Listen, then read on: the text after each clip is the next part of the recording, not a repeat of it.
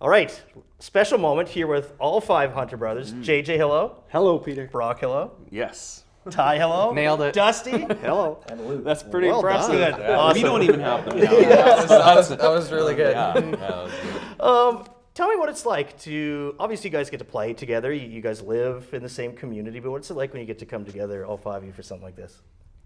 Well, I mean, anytime that we get to come together, I mean, we've done it our whole lives, and so that's something. We're actually getting sick of it. So no, I'm just kidding. Yeah. Well, certain ones. Which ones are we talking about? Yeah. We, Totally joking. you know, there's a certain comfortability that we have.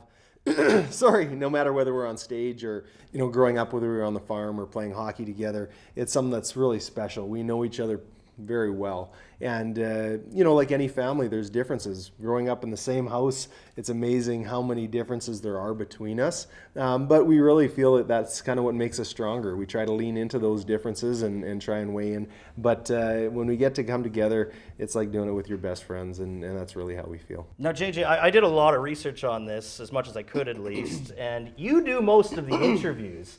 Did you draw the short end of the straw, or is that something that is a good thing that you have to deal with all us media folks all the time? How did that work out? Older brother syndrome. You guys just told me has to do this. So we can't shut him up anyway. Might as well do the interviews. Yeah, I think it's being the oldest brother, maybe. You know, that was mom and dad put you on the spot to look after the young ones, and so have to look after the hooligans, make sure they're in line, and answer the questions to make sure they're not misbehaving, and that's just carried on, I guess.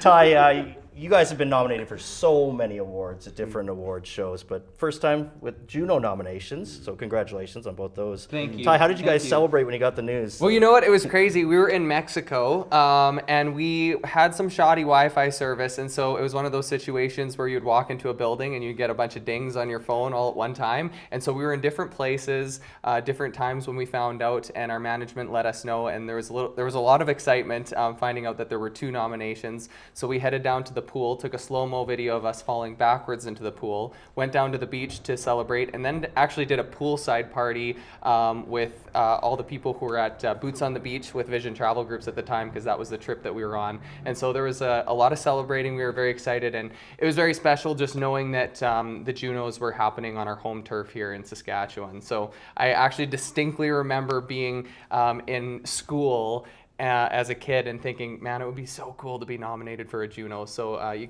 just got to pinch yourself in these moments and take it in. Well, I want to get Dusty and Luke in because, of course, they're at the end, and we don't want to forget about you guys. You can forget about them. I don't mind. You know, a lot of people might only see the Junos as a fancy statue, but what does it mean for a musician's career just to get nominated? Jeez, I mean, like Ty said, I mean, they're the most prestigious awards really in our nation, and we're just small town farm boys, and to be able to be part of something like this, and when you see your name alongside of so many of these fellow acts and artists, it is one of those things where you just go, man, wow, we've got to really take this in and appreciate it for what it is, and just really be thankful for the opportunity, because so many people spend their lives pursuing a musical dream, and the thousands and thousands of hours and thousands of miles put on to try to get your music out there. And obviously, I don't think it's the reason any musician does it is for the accolades or the awards. But obviously, it's always nice. It's kind of just an affirmation that you're doing something that people are resonating with, and I think that's just such a huge thing for us. And we don't take it lightly at all. And you mentioned, of course, you guys are small town farm boys.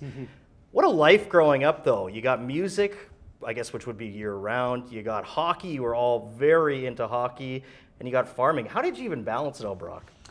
Yeah, well, it's a lot, yeah. and it's funny because as much as we do together, we still have our separate lives away from it. Individually, we have things that we enjoy doing and that we take on. And like this morning, I flew the airplane up to North Battleford to get its annual done and flew in here. And so aviation is a huge part of my life, separate from that. But it's really cool that we get to do so many things together. And we were off playing hockey, like you said, for a lot of years. We grew up playing hockey together, and then kind of branched off as the pro and junior careers it developed, and while still playing music all summer long when we'd come back home to the farm. And so just to have the chance, it's a very busy lifestyle, fitting all that in there, but it also it was incredible to do it together. So. Did you guys think that this would be the career that kind of really blew up between hockey and farming? I'm sure both of those were obviously likely things that you'd be spending your lives on. Did you expect it to be music that you really blew up with? Yeah, I don't know if this was necessarily what we thought would happen. I think if you had asked that, when we were young, it probably would have been the hockey, just because that's what we pursued for so many years, and a lot of us were really passionate about it. Having said that, Mom put us in music from a young age, and we did that actually equally as much time as what we did with the hockey growing up. Dad was kind of the push behind the hockey, Mom with the music. And even though we were gone on our journeys playing hockey for a lot of those years, as Brock mentioned earlier, we would congregate back home, and we were kind of like those weekend warriors where we would farm and put the crop in the ground. We would take off on the weekends doing the music, and then in the winter we were gone playing hockey. But through different injuries that happened through our careers, we all kind of at different times came back home. And we were like, you know what? We haven't really truly given the music a fair shot. Let's dive into that and just pursue it and see what happens. And so it's been quite the journey, and something that we'll treasure, I know, the rest of our lives. These past 4 years especially have been really special. I'm glad you brought up Mom, because I was going to ask about that. I heard that she was really influential in making sure you all are piano stars. That's pushing it.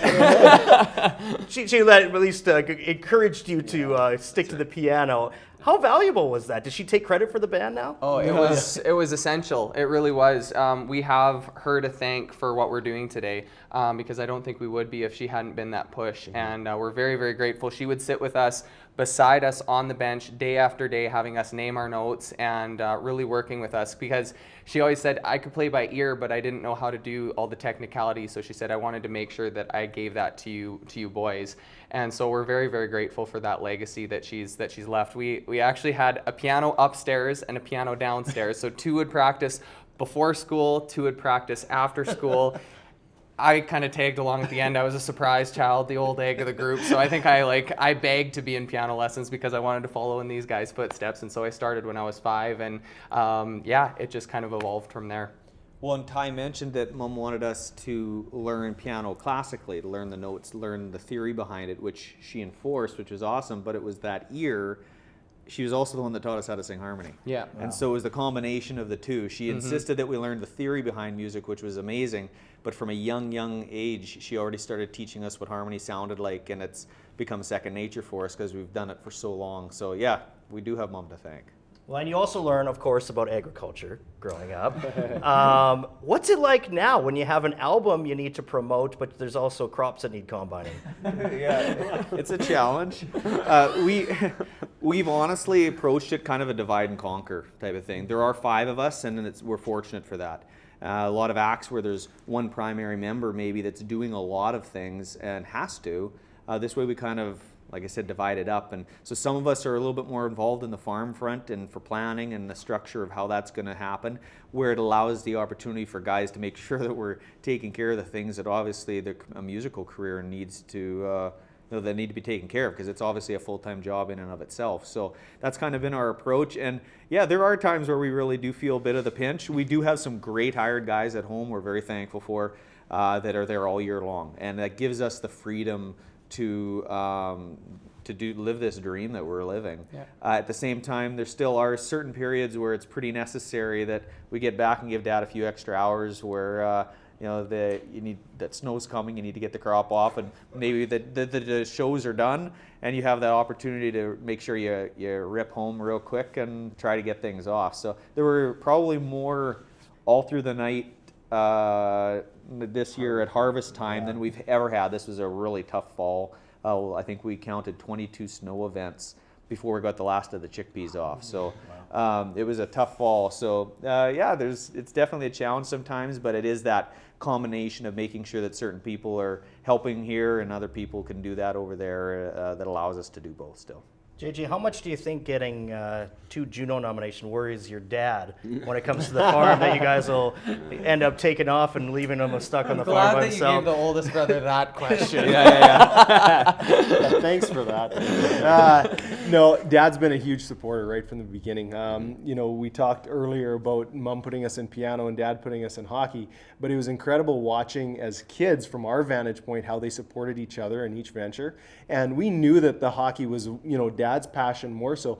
But that wasn't, it didn't just end there, because Dad's family was incredibly musical. His father played 6 or 7 instruments, our grandpa. In fact, we talked about Mom sitting with us in piano, but I remember working on Grandpa's yard on the farm, going in for lunch, and he'd sit down after lunch and play the piano, and we'd hop up on the bench beside him, and he would, teach us things as well. And so there was a lot of musicality that came from Dad's family as well. So he really stood behind Mom as she helped us along. And so, every step of the way, in fact, I think it's probably, if I could talk to the guys, some of the most special moments for us is when we're on stage and Mom and Dad are out in the crowd. And, Dad growing up maybe didn't show a whole lot of emotion, but now you can see that, well up in his eyes when he's we here take with you the now. stage. He's here with us now and supporting us all the way through. So, he's been a great support. What's that like to have your dad taking along for this kind of stuff, Brock? Yeah, it's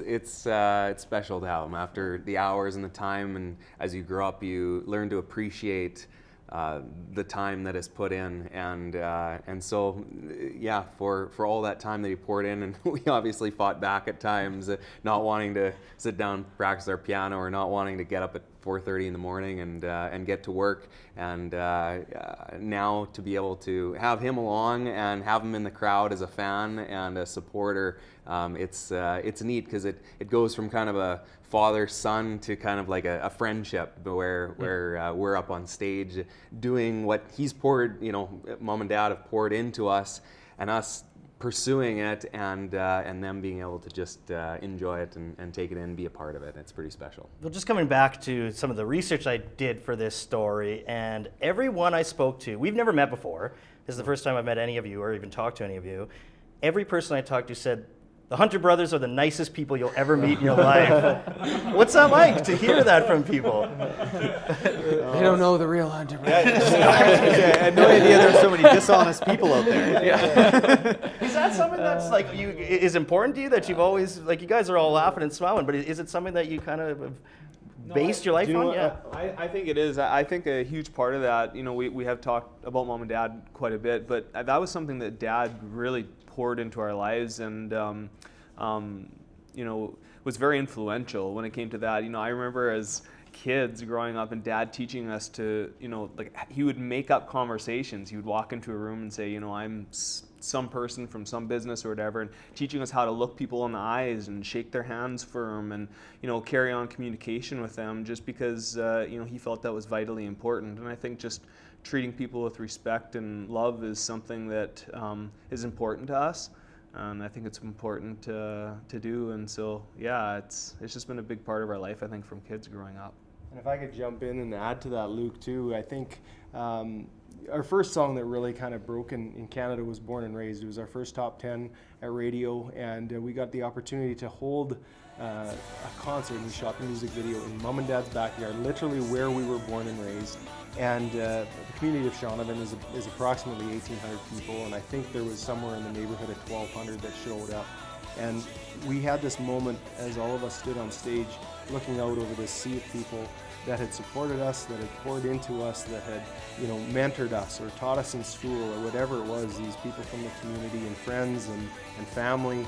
And it was one of the most overwhelming moments that we had as a group and a music career. But one thing that it spoke to us again there was just the importance of community, the importance of, everybody's got a name, everybody's got a story, and we're all shaped by the events that have got us to the place where we're at. And there's differences, there's no doubt about that. In the human race, there's differences. But to be able to hear people and hear their heartbeat, hear the story that led them to the place that they're at, that's important to each individual. And the more we can do that, the more we can support and stand by one another, even if there are those differences, somewhere down deep. You guys have been really gracious with your segues too, because this is perfect. Born and Raised, great song, great video. Did you guys watch The Briar this year? We heard all about it. Yes, I have. Yeah. It's been stuck in my head for the past 2 weeks, that song. And it's not a bad thing. Actually, I had a buddy text me that says, do you know that Hunter Brothers song that they keep playing? I really like it. I got it on my Spotify. What's that like for you guys if you are turning on the TV and you see your commercial and your song?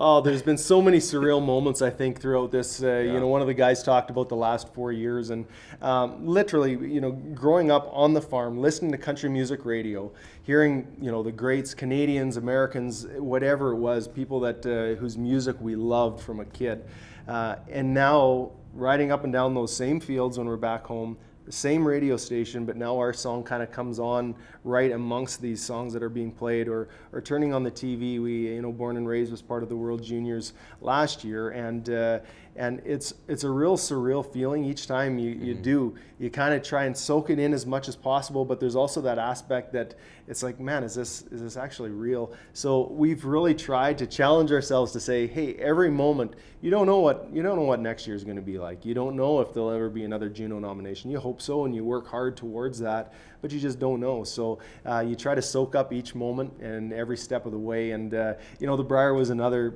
really cool thing for us, because there was, you know, we had our farm that was, you know, showing that something that's very real to us, where we grew up, where we still live, and then combining it with the music. And now our families, you saw some pictures there with our families, and that full circle moment. We've talked about mom and dad, but now, you know, 4 of us being parents ourselves, and realizing the sacrifice that it took on our parents' behalf in order to help us along pursue our dreams, and now having that flipped with our families. And every step of the way, it's just been special moments that we're really trying to enjoy and soak up. And that's been the fun of doing it together too, is being able to enjoy that together. It's been very special. Before I let you go, I got to ask this. You're in the combine, you're listening to music, or you're on the highway coming from Shaunavon to Saskatoon, and one of your tunes comes on.